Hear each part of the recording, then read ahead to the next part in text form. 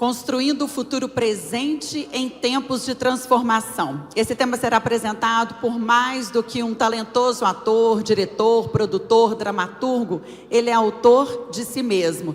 Ser protagonista da própria história é seu melhor papel. Suas palestras já foram apresentadas em grandes eventos corporativos de todo o país. Com vocês, Miguel Falabella. Oba, boa tarde. Peraí que eu tô chegando.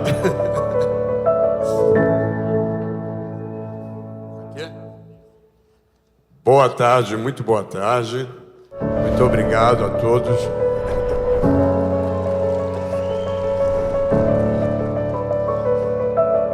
Muito obrigado, um prazer estar aqui com todos vocês. De verdade, foi uma correria, mas eu consegui. O Freud, o nosso querido Freud, hoje em dia ninguém fala mais do Freud, né? O Freud foi substituído pelo Rivotril. Mas quando se falava do Freud, o Freud costumava dizer que todos nós nos apresentamos exatamente como somos. E durante muitos anos eu gostei de me apresentar com a palavra trabalho. Eu achava que era um substantivo que me definia. Eu achava que... Gente, sai um pouco, senão eu não me conecto com as pessoas. Não? Para com essa angústia. Eu achava que era... Não, virou uma angústia. Eu achava que trabalho era um substantivo que me definia, um substantivo que me cabia, que me vestia bem.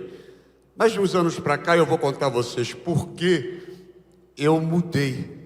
E hoje em dia eu gosto de me apresentar com outro substantivo. Hoje em dia eu gosto de me apresentar com a palavra felicidade.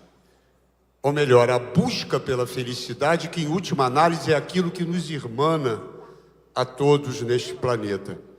O grande pensador do século XVII, Pascal, dizia que todo ser humano sobre a face da Terra busca felicidade, até aqueles que pretendem se enforcar.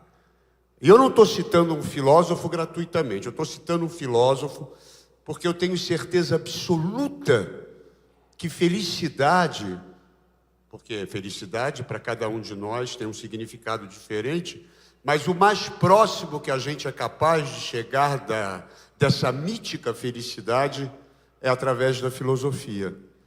Não filosofia que você precise ter uma erudição específica para atingi-la, mas a filosofia do dia a dia, que é como um exercício. Um dos primeiros filósofos, Epicuro, definia a filosofia de uma maneira muito interessante. Ele dizia que é uma atividade cotidiana que, através do discurso e do pensamento, nos aproxima da felicidade. E eu ando muito preocupado com filosofia, e eu acho que todos nós devemos nos preocupar com filosofia, até para resgatar um planeta que está se indo embora. Filosofia é muito importante, cada vez mais importante. Uma das, acho que quase todo mundo conhece, mas para refrescar a memória, uma alegoria seminal da filosofia, que é a Caverna do Platão. É muito curioso, né? Platão dizia que nós, seres humanos, estávamos numa caverna, acorrentados, olhando para uma parede. Na entrada dessa caverna havia uma fogueira. Então, tudo aquilo que nós conseguíamos ver eram as sombras daquilo que se interpunha entre a fogueira e os nossos corpos. Como nós não conhecíamos o mundo real, o mundo inteligível, como chama Platão, nós acreditávamos que aquelas sombras eram o mundo real. Eventualmente, uma dessas pessoas consegue sair da caverna, entende o que é o mundo real e tem como missão voltar para a caverna, libertar os seus companheiros e explicar a eles o que é o mundo inteligível. Esta pessoa é o filósofo seminal, é o primeiro filósofo da história. E por ser aquele que entende o que é o mundo, é ele que vai legislar, é ele que vai ensinar, é ele que vai organizar a sociedade. Um dia desses eu estava no palco, fazendo A Mentira, uma comédia francesa. Foi a última peça que eu fiz, que foi um grande sucesso. Fui até para Portugal com ela. Estava com a Daniele Vinitz. E nós estávamos aqui na comédia, uma comédia muito engraçada, uma comédia bem divertida, a plateia rindo muito, e tinha uma moça assim, bem na frente assim. Aquilo foi me incomodando porque várias vezes há um anúncio, por favor, não filmem o espetáculo, você não é permitido filmar o espetáculo sempre. O anúncio se repete 3 vezes. Você incomoda a pessoa que comprou o ingresso ao lado, que quer prestar atenção, enfim. E ela assim. Aí teve uma hora que eu não aguentei, falei, peraí, desculpe. Falei, desculpe, você não escutou o anúncio? Você não viu que não é permitido filmar o espetáculo? E ela falou assim, eu não estou filmando não, eu estou tentando fazer uma selfie. Eu fiquei pasmo, eu falei, mas como é que uma pessoa está tentando fazer uma selfie no meio de um espetáculo? Aí eu falei, mas uma selfie? Porque ela não estava nem olhando para cá, ela estava se olhando. Eu falei, uma selfie? Ela falou, mas a luz aqui não é boa. Aí eu falei, realmente chegamos ao estágio da loucura total. Uma pessoa que está na frente, ou seja, numa plateia VIP, que é os lugares mais caros. E aí eu lembrei imediatamente da caverna de Platão. Eu falei, que loucura, todos nós, deliberadamente, estamos voltando para a caverna de Platão. Nós hoje em dia passamos o dia tentando criar uma imagem de nós mesmos, que não é a imagem real, é uma imagem que nós queremos que as pessoas, que nós achamos que as pessoas desejam ter de nós mesmos. E está muito difícil. Nós vivemos atualmente nesta fábrica de cretinos digitais. É uma coisa muito difícil. As pessoas não conseguem mais se libertar disso. Comportamentos autistas adquiridos. E aí, no Platão, há um filósofo seminal que nos liberta da caverna. E a grande questão é, quem é que vai nos tirar desta caverna que nós estamos entrando deliberadamente? Porque não se iludam. Ela não traz benefício algum. Ela não nos traz prosperidade, ela nos deprime profundamente, isso é provado. Passamos o dia inteiro a olhar para essa besteira e vamos entrando numa depressão cada vez maior, numa improdutividade. Isso tudo é provado, não estou inventando. Quem é que vai nos tirar dessa caverna? Nós mesmos. E aí eu vou contar a vocês como é que nasce essa palestra. Nesta peça Mentira, eu estreiei em 2019. E nós estreamos no Maranhão porque, geralmente, quando a gente faz uma turnê nacional, a gente obedece à geografia.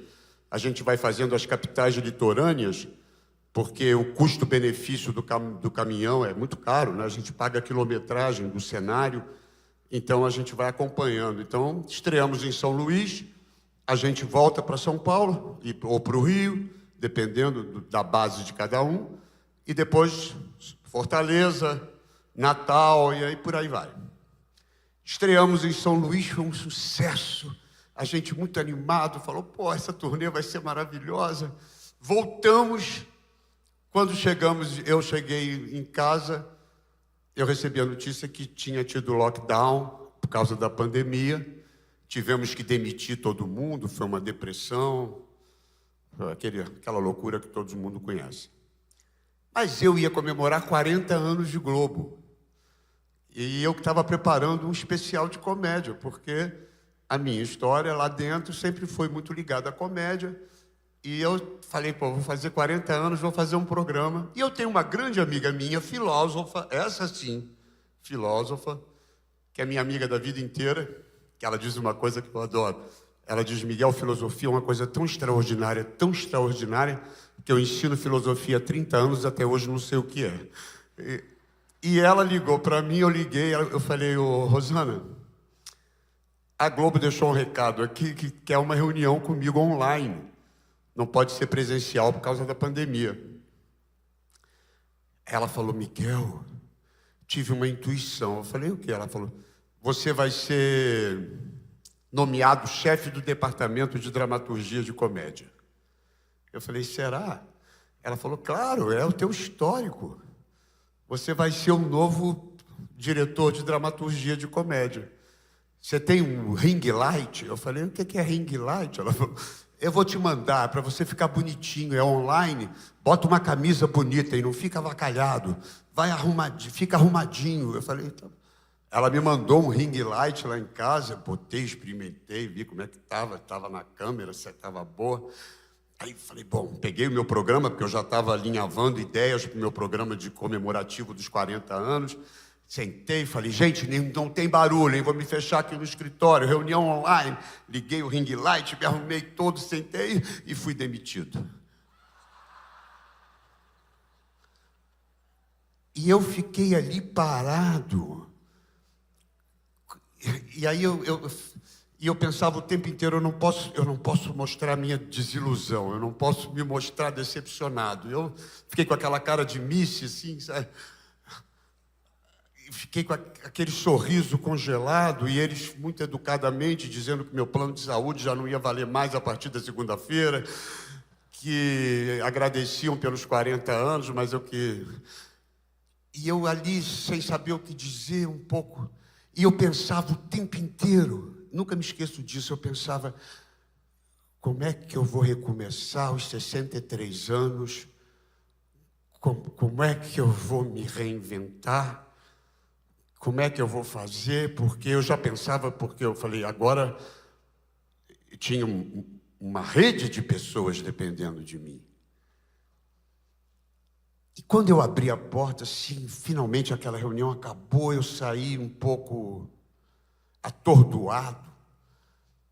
E quando eu abri a porta, ela tinha feito o teste, ela não estava com Covid, e foi lá para casa, essa minha amiga filósofa. E ela estava com uma champanhe na mão, fez assim, e aí?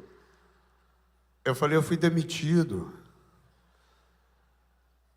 Ela falou, que bom, Miguel. Falei, como que bom? Ela falou, tem um mundo esperando você. Você ficou 40 anos numa gaiola dourada. Quem sabe essa porta não está se abrindo para você voar por outros ares? Eu, na hora, achei que era um pouco filosofia poética dela. Mas ela tinha razão. E de lá para cá, eu aprendi muitas coisas. E algumas dessas coisas eu gostaria de dividir com vocês, porque eu percebi, eu comecei a rever a minha trajetória, e ela foi uma trajetória de muito trabalho, de muitos empreendimentos, de muito. Eu sempre gostei muito de trabalhar, eu sempre gostei muito de entusiasmar as pessoas e fazer com que elas trabalhassem. E eu comecei a tentar responder uma pergunta que a vida inteira me fizeram e eu nunca soube muito responder, que era, como é que você consegue dar conta de tanta coisa? Como é que você consegue escrever, dirigir, produzir, atuar? Eu nunca soube muito como responder.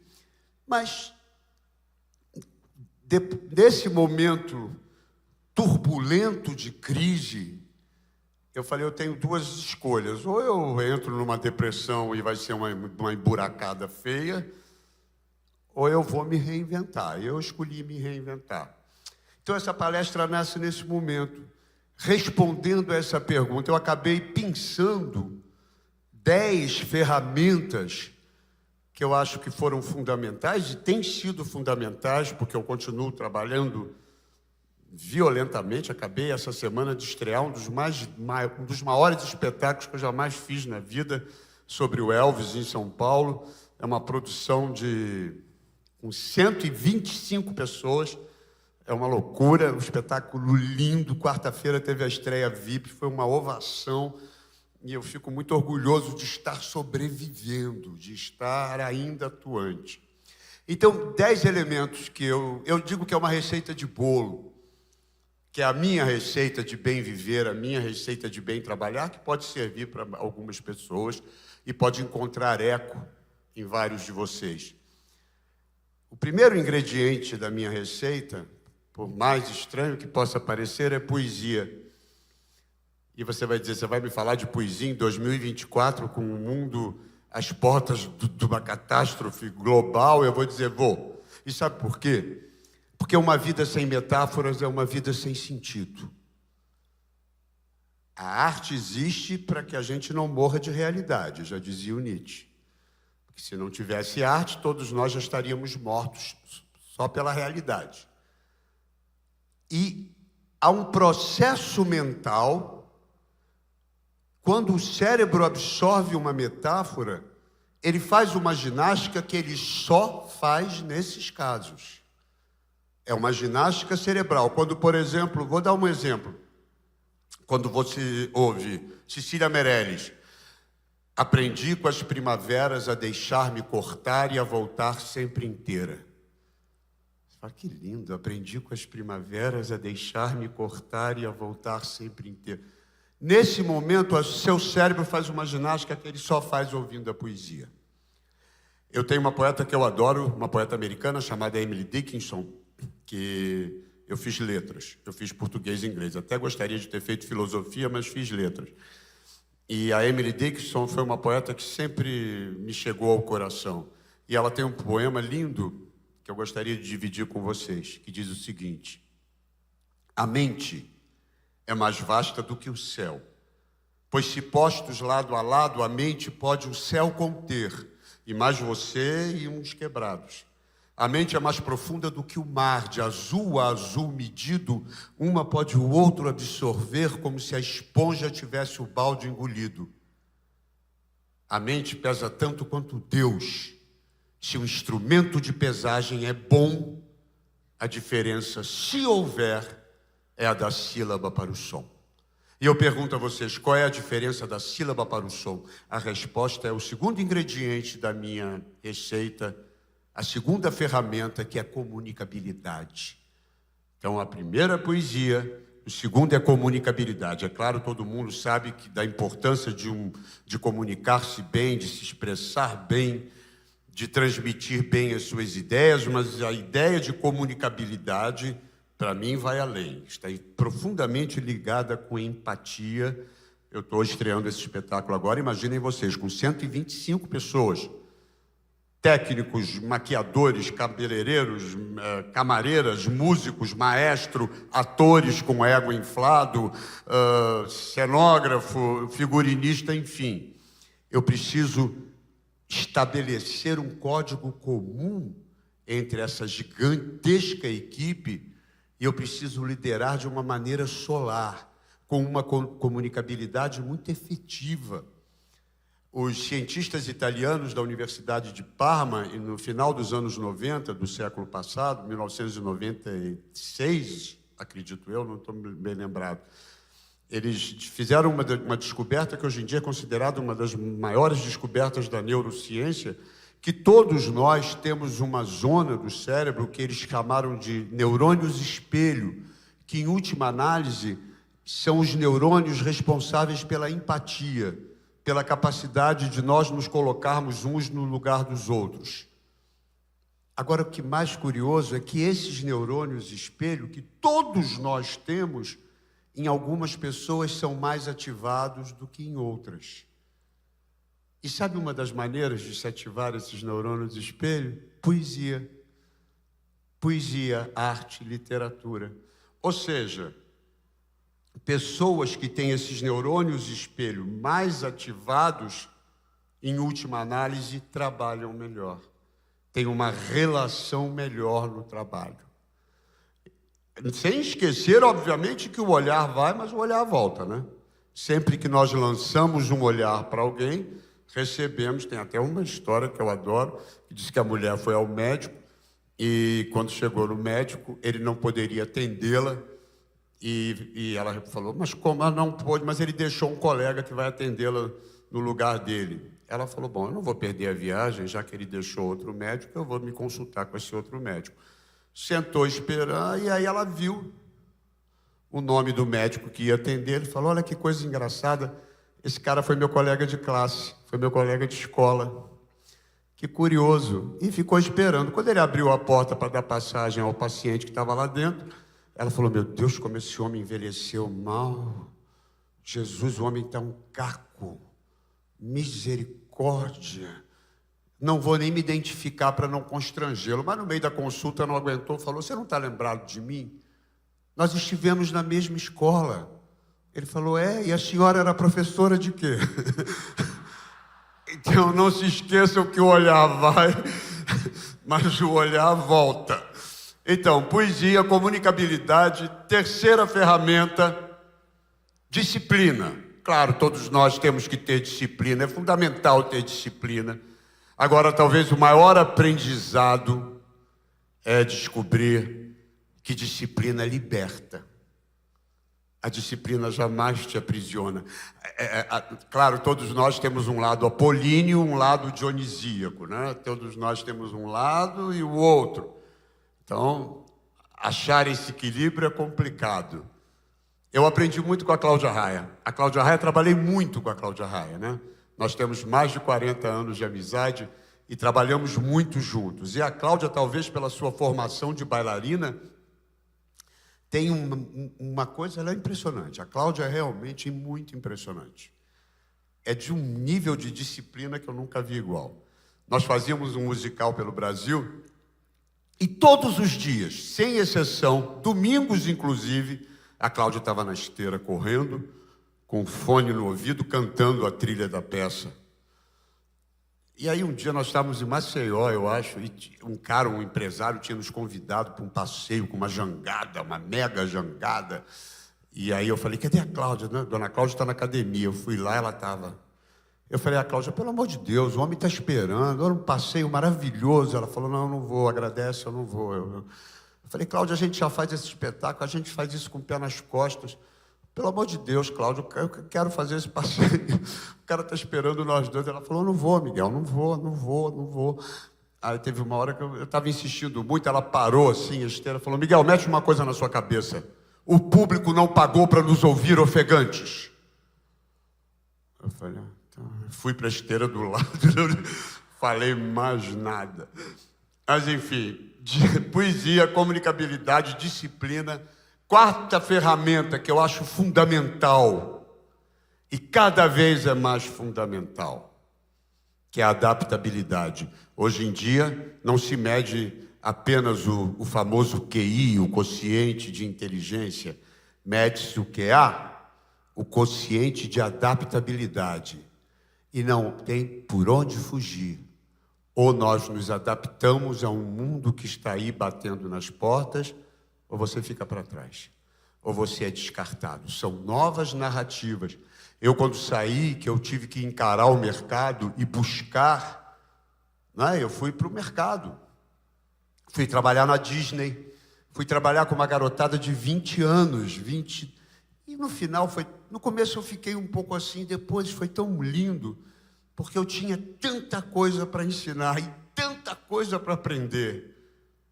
E sabe que é a coisa mais linda, eu juro a vocês, não estou fazendo tipo, não. Desaprender é muito bacana. É como limpar um pouco o disco rígido que está entupido de besteira. A gente dá uma limpada e deixa espaço para coisas novas. Essa capacidade de adaptar-se, essa capacidade de literalmente não ser pego de calças curtas. Não é? Eu fiz uma peça com a Vera Fischer, A Primeira Noite de um Homem, em que o cenário não funcionou. Na estreia, o cenário nada entrou. As pessoas começaram a rir, foi um constrangimento, porque tudo era mecanizado e nada funcionou. E nessa madrugada, eu por causa da comunicabilidade, por causa do olhar empático, dos neurônios espelho, a galera toda da maquinaria pesada se reuniu e falou, não vamos nos desesperar. Passaram uma madrugada colocando o cenário sobre rodas, essas rodas alemãs, umas rodas maravilhosas, e eu reensaiei na manhã seguinte o espetáculo com o elenco. O elenco manipulava o cenário. Sobrevivi, adaptei-me. Quinta ferramenta, poesia, comunicabilidade, disciplina, adaptabilidade. Quinta, praticidade. A gente só precisa carregar a mala de quem a gente realmente tem vontade de carregar e fazer uma gentileza. E não se esqueçam, vou falar mais uma vez, o cérebro humano funciona com 4 elementos fundamentais: hidratação, proteína, oxigenação e teia social. Cuidado com a teia social. Lembrem-se de que cada um de nós tem um disco rígido. Isso é muito sério, gente. Cada um de nós tem um disco rígido. Não encham o disco rígido com besteira. Não encham, não permitam, porque a gente vai embora. E quando a gente vê, já foi. Já está olhando besteira, como é que faz uma coisinha, um pastelzinho, e por aí vai.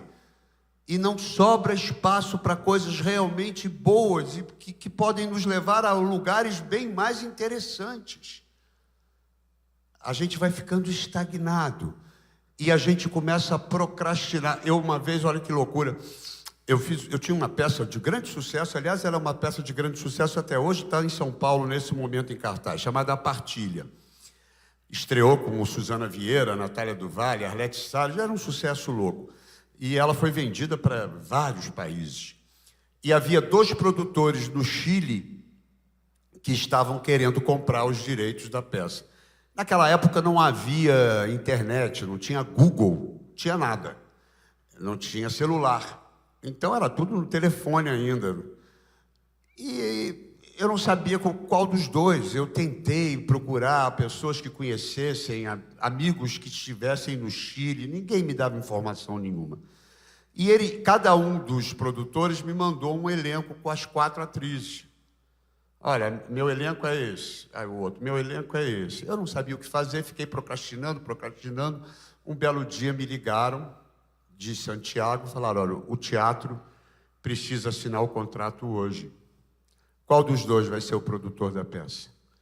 Eu não sabia o que fazer, falei, meu Deus do céu. Aí tive uma ideia, liguei para Informações Gerais de Santiago do Chile, me atende uma moça, jamais vou me esquecer disso, falou, buenas tardes, me chamo Nora. Eu falei, olha, Nora, eu queria uma informação. Eu vou te dar...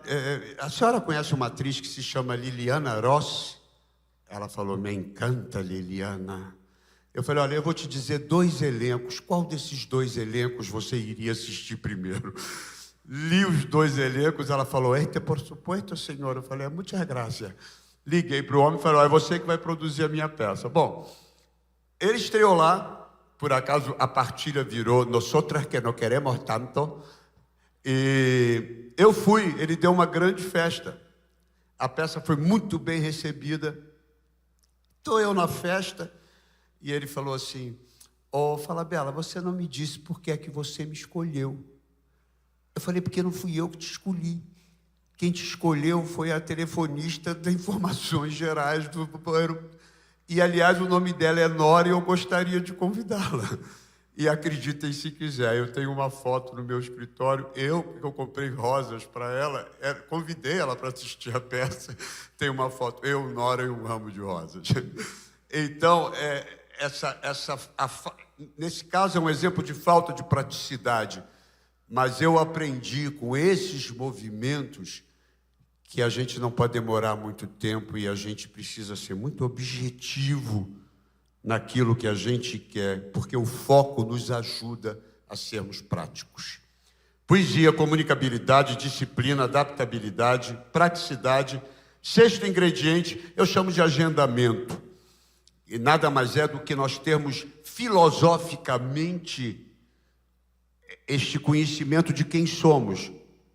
Sócrates já deu o caminho das pedras, né? Conhece-te a ti mesmo.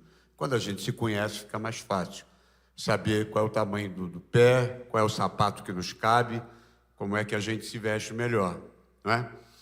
Eu, por exemplo, me entendo, sei que eu não me dou muito bem com bebida, então se eu for beber no jantar, eu só posso beber no dia que eu não tenho compromissos, no dia seguinte.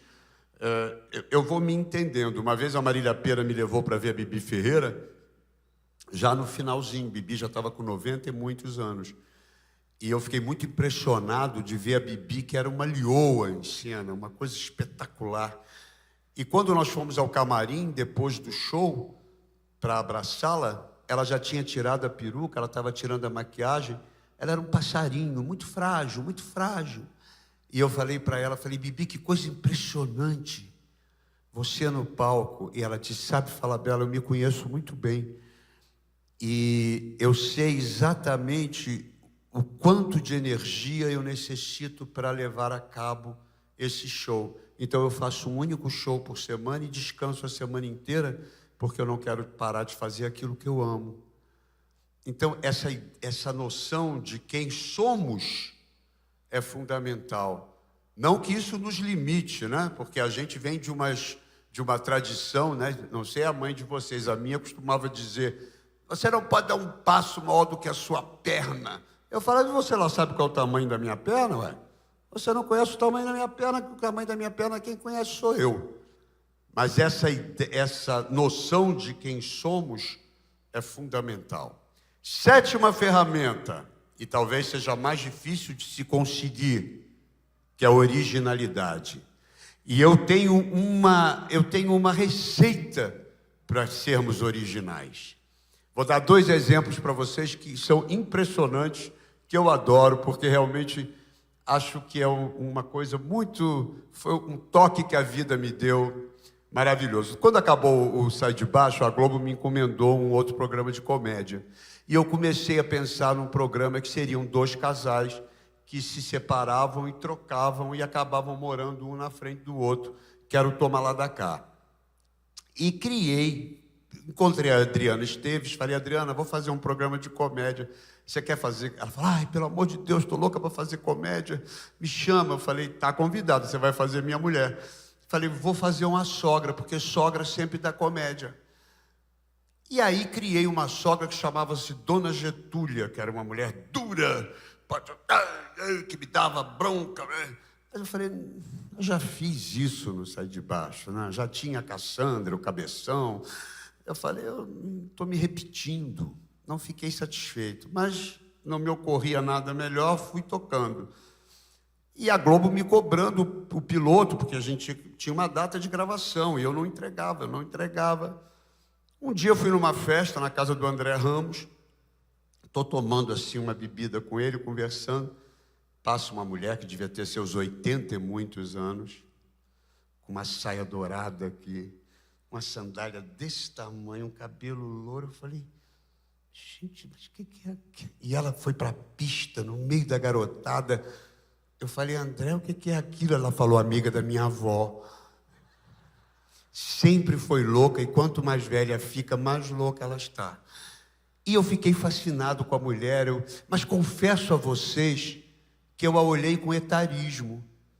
Eu a olhei achando que ela, pela idade que ela tinha, não podia estar com aquela roupa, do jeito que ela estava, enfim, caretice minha. Mas eu a olhei assim.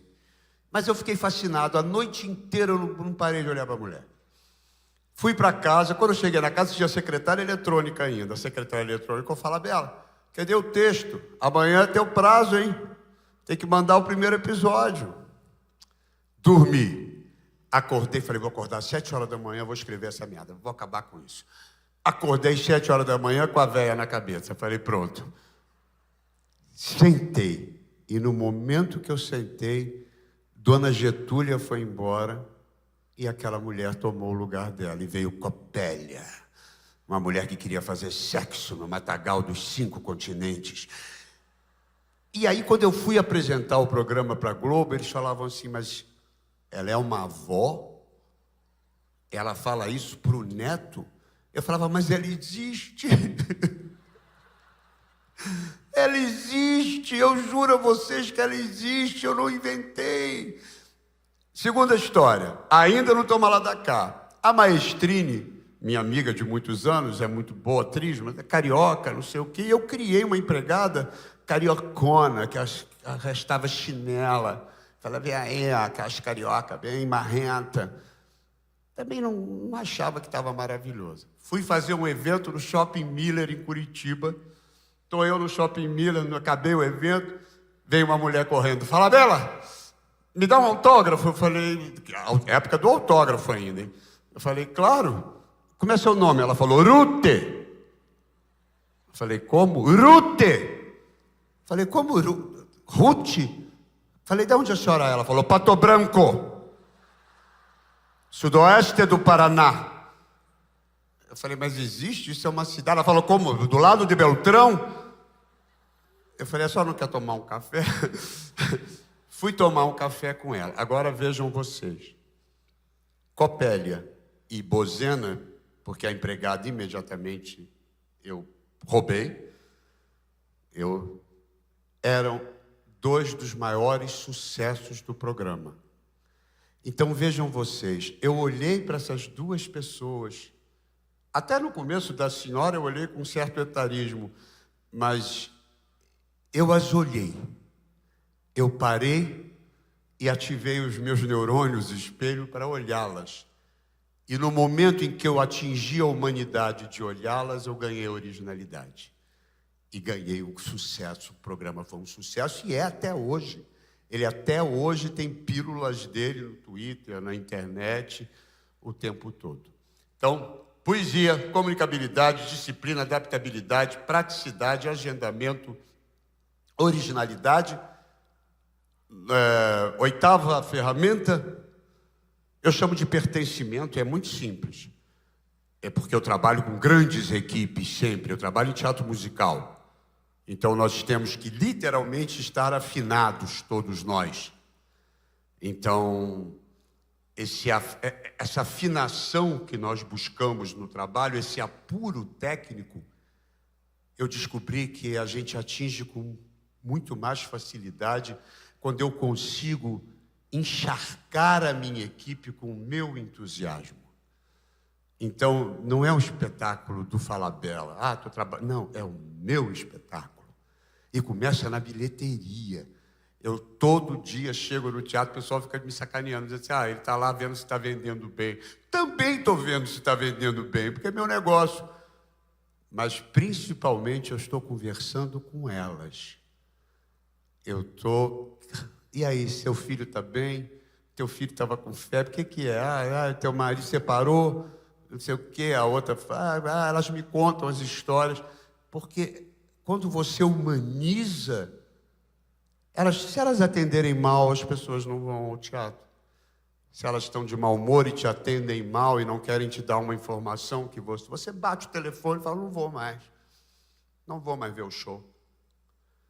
Então, essa ideia de pertencimento é fundamental. Nona ferramenta, persistência. Tem um ditado que está dentro do meu... Eu escrevi, mandei imprimir, botei dentro do meu armário. Caia 7 vezes e levante-se 8. Levante-se 8. E vou dar um exemplo aqui para vocês. Em 1993, eu fiz uma peça com Arlete Salles e Laura Cardoso e outros, chamada Veneza. Uma peça linda, a história de um bordel no meio do nada, onde a cafetina está cega e com um princípio de demência, e ela deseja reencontrar o único amor da vida dela, que é um italiano de Veneza. E as prostitutas, então, resolvem levá-la a Veneza, mas como não tem dinheiro para levá-la a Veneza real, inventam uma Veneza mítica e mentirosa para levar a mulher, porque ela está cega e demente. Eu escrevi o roteiro cinematográfico logo após e fiquei tentando vender. Mas, obviamente, as pessoas têm a tendência de nos colocar em prateleiras. E eu, obviamente, fui colocado na prateleira do Caco Antibes, da comédia. Eu não tinha muito... Era um filme que tinha humor, mas tinha poesia. E aí eu fui levando não. Uma hora eu falei, quer saber do que mais? Eu acho que esse filme não é para acontecer. Porque há sonhos que não devem nascer, acredito eu. Ainda que eu acredite que todo sonho precisa ter um nome. É fundamental dar um nome aos sonhos, porque sonho não é genérico. Sonho que tem que ter um nome, tem que ter foco.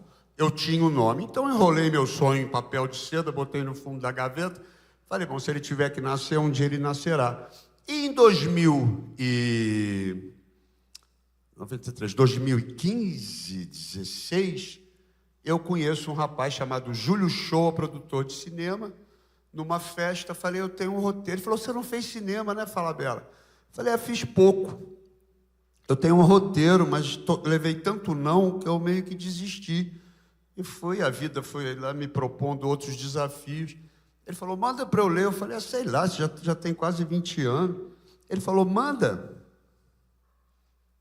Mandei o roteiro para ele. E ele me ligou e falou, eu vou fazer o seu filme. Eu falei, acreditei muito. Ele falou, e vamos convidar uma atriz internacional para fazer a Cafetina Cega. Vamos chamar Carmen Maura, grande estrela do cinema espanhol, estrela dos filmes do Almodóvar, Palma de Ouro em Cannes, inclusive. Eu falei, a mulher não vai nem me atender, a mulher vai saber quem é Miguel Falabella. Ele falou, não, vamos falar com os agentes dela, é uma coisa profissional. E aí falou, quinta-feira ela liga para ela esse horário. Eu liguei para Madrid, me tremendo todo, falei, se eu não entendeu o espanhol dela, ainda botei um amigo meu que falava bem espanhol, falei, vou botar na viva voz. E aí, a primeira coisa que ela me falou, senhor Falabella, eu falei, olá, que prazer. Ela falou, me encantou el guión. Eu falei, muitas graças. Bom, enfim, ela acertou e vinha fazer. E aí, montamos o filme. Ela falou, eu tenho 35 dias para fazer o filme. Porque depois eu tenho que ir para a França, fazer um filme na França, depois eu vou fazer um filme não sei aonde. Ok, 35, fizemos lá tudo. E aí descobrimos que ela não poderia mais vir porque ela estava com 73 anos e ela não podia tomar vacina da febre amarela, o seguro não cobria, ela não podia entrar no Brasil. Eu falei, não, mas agora eu vou fazer o filme. Agora é uma questão de honra. E mudamos o filme em uma semana para o Uruguai. E vocês não acreditam, imaginem vocês levar uma produção em uma semana para o Uruguai, para ela poder ir fazer. No Uruguai ela podia entrar. Ela foi, só que aí eu já tive 27 dias com ela. E ela fazia hora extra e a equipe inteira, porque era um filme de todos nós, a equipe inteira vestiu a camisa e nós realizamos esse longa-metragem em 27 dias. Lancei durante a pandemia, ninguém viu. Ninguém. Era uma tristeza, tinha uma pessoa no cinema. Nem minha família foi ver com medo de sair de casa. Ninguém. Aí você vai dizer, você está triste? Eu fiz. O filme é lindo. Eu realizei. Eu tirei um sonho da gaveta. Eu vou embora, o filme ficará. Um dia esse filme será visto, tenho certeza absoluta. Agora consegui vender, está na Star Play. Se vocês puderem dar uma olhada, chama-se Veneza. E para terminar bem a história, ganhei o Festival de Miami. 25 anos depois. Eu nem imaginava mais, 25 anos depois. Então, eu acho que a persistência é fundamental. E o último ingrediente da minha receita é generosidade. E o exemplo não é meu. O exemplo é de um dos maiores escritores da história da civilização, Kafka, Franz Kafka. Kafka morreu com 40 anos. Aos 39 anos, ele já tinha ambos os pulmões infiltrados pela tuberculose. Ele tinha que tomar sol. Esse relato foi contado pela última companheira dele, Dora Brian. Eles moravam em Berlim e ele lia os jornais num parque em Berlim. E nesse parque, um belo dia, ele conhece uma menina que está chorando porque tinha perdido sua boneca, seu primeiro grande amor, sua primeira grande companheira, sua boneca amada. A boneca tinha desaparecido. A babá diz que muito provavelmente a boneca tivesse sido roubada, porque era uma boneca cara. E Kafka volta para casa muito mexido com o sofrimento daquela menina que está muito desesperada porque sua boneca tinha desaparecido. No dia seguinte, ele volta ao parque e apresenta-se a menina como um carteiro de bonecas. E traz para ela uma carta que a boneca escreveu para ela, e nessa carta a boneca pede desculpas porque teve que se ausentar sem aviso, mas ela já tinha marcado uma viagem pelo mundo com outras bonecas. E ao longo das semanas, esse homem, que era o escritor mais celebrado de sua geração, se deu ao trabalho de escrever cartas para essa menina, como se fosse a boneca, narrando essa maravilhosa, imaginem vocês as cartas de Kafka, narrando essa maravilhosa viagem pelo mundo. A boneca vai à França, a boneca vai à Espanha, a boneca vai à África, a boneca vai ao Oriente. E no final ele já não sabia mais para onde levar a boneca, então ele compra outra boneca para a menina e a menina diz: não, essa não é a minha boneca. Ele diz: mas ela te deixou uma última carta. E nessa última carta, a boneca diz a ela: eu viajei por tantos lugares, eu conheci tanta gente extraordinária, que eu me transformei numa outra boneca. E diz uma coisa linda, diz: tudo aquilo que você ama, forçosamente você vai perder. Mas tudo vai voltar em forma de amor. Eu acho tão bonito essa coisa desse artista que se deu ao trabalho de escrever cartas para uma criança que ele não conhecia no parque para mitigar a sua dor e seu sofrimento. Eu, durante meus 15 anos de video show, que é uma história também engraçada, porque o Boni um dia resolveu que o video show tinha que ter um âncora. E obrigou todos nós, que éramos o elenco contratado, a fazer teste. E eu falei: eu não vou, eu não sou apresentador, eu sou ator, não quero. Tem que fazer, tem que fazer. Fui lá, né? Tinha que fazer, eu fui lá. Mas fui de mau humor, falei: não vou fazer nada. Sentei assim de mau humor. Aí tinha teleprompter, né? A pessoa lia.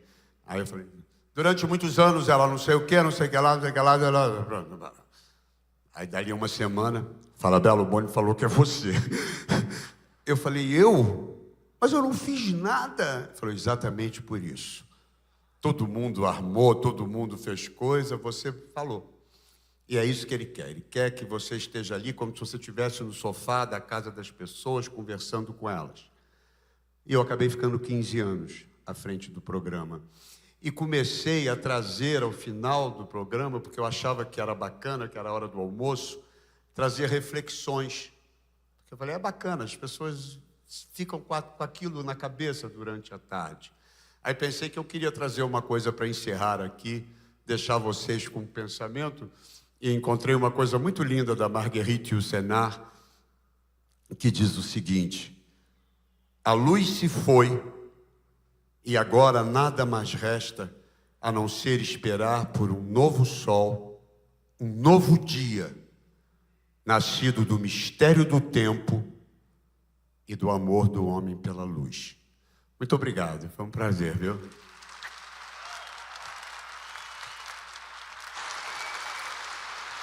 Aqui em Minas, quando acaba uma palestra assim, a gente faz assim, ó, nu. Como é?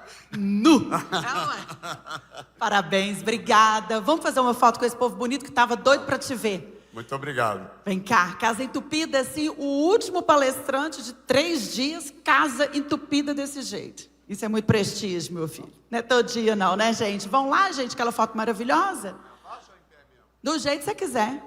Se eu abaixar, fica difícil levantar, né? Adoro. 1, 2 e... Miguel! O outro falou assim no aeroporto hoje: vou falar dela, você não envelhece não? Eu falei: envelheço, mas eu não espalho. Tchau.